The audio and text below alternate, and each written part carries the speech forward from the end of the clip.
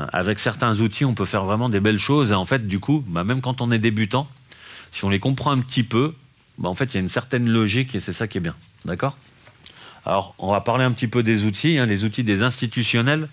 Ça, c'est important. Sur les contrats futurs. Déjà, un professionnel, un institutionnel, vous le verrez, si je vous les mets là, il n'utilise pas en fait d'indicateurs. Internet, vous verrez, enfin vous verrez, vous l'avez vu avant moi, même ça se trouve.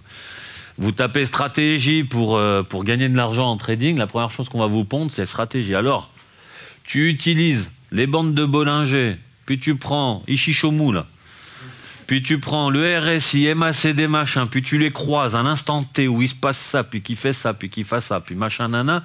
Là, signal d'achat.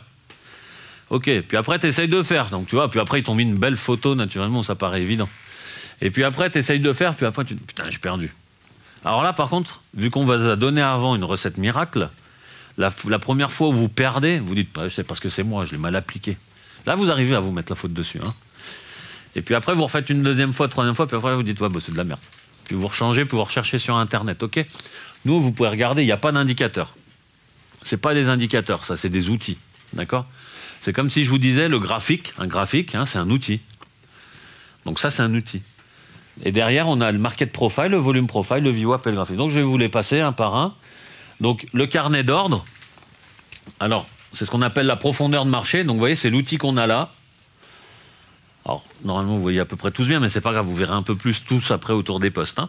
Mais qu'est-ce que c'est un carnet d'ordre? En fait, c'est pas quelque chose qui paraît déjà très logique. C'est quoi la bourse et le trading? Trading en anglais, ça veut dire commerce. Donc, il ne faut pas oublier, c'est que c'est de l'offre et de la demande.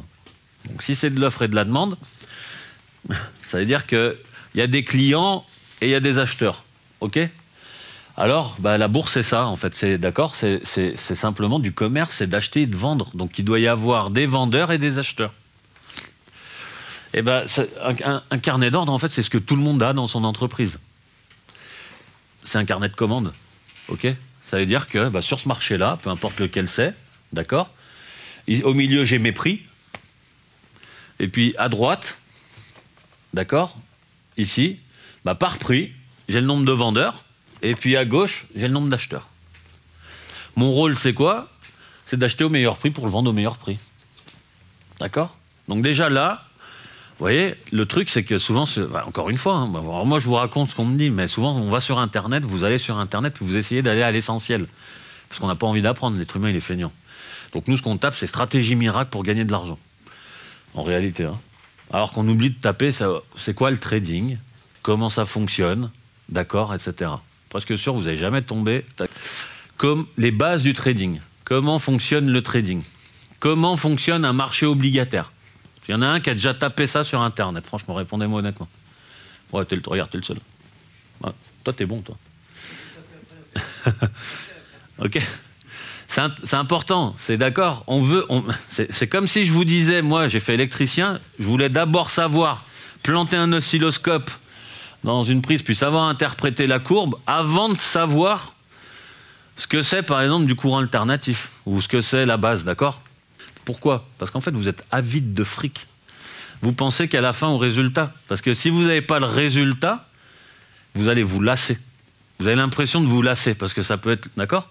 Mais pourquoi aussi vous lasser? Parce que vous savez que les infos, si vous tapez les bases, avant, ce ne sera peut-être pas les vraies bases en plus. D'accord? Vous ne savez pas ce qu'on va vous livrer.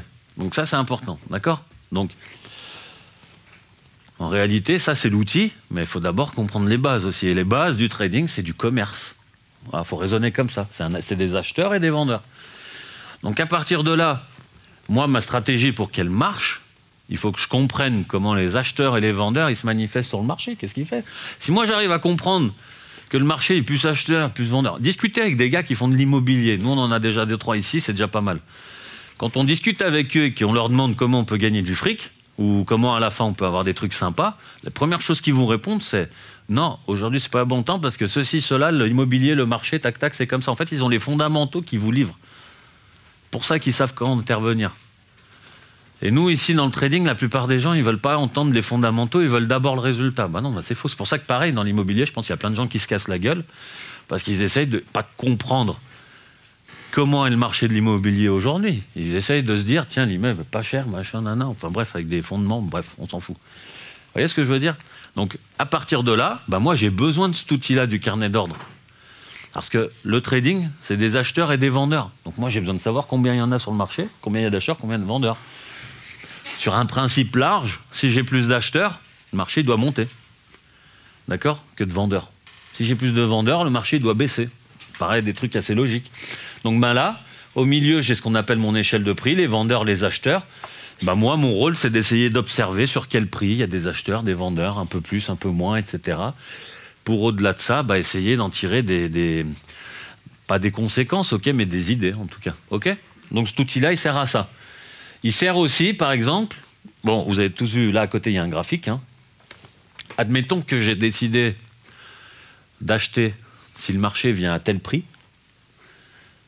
avec le graphique, ok, sur quoi je me réconforte avec ça? Bah juste au graphique et à mon analyse sur le graphique. Par contre, grâce au carnet, je peux me dire, ben tiens, si le marché là baisse, puis qu'il va jusque-là, là j'aimerais bien positionner acheteur, ça peut être une bonne opportunité, bah, je vais aller voir en plus sur mon carnet d'ordre, à tel prix, est-ce que j'ai plus d'acheteurs que sur les autres prix? À partir de là, si j'ai plus d'acheteurs que sur les autres prix, ça veut dire oui, il y a plus de gens comme moi qui croient qu'à ce prix-là, c'est une bonne opportunité d'achat. Ok? Donc c'est pour ça que c'est important. C'est d'ajouter, ok, cet outil-là à son trading. Ça permet vraiment d'augmenter ce qu'on appelle, moi j'aime bien appeler ça comme ça, la jauge à conviction qu'on aurait dans nous. Cette jauge à conviction, c'est quoi? C'est l'expérience, hein, en général. Ok?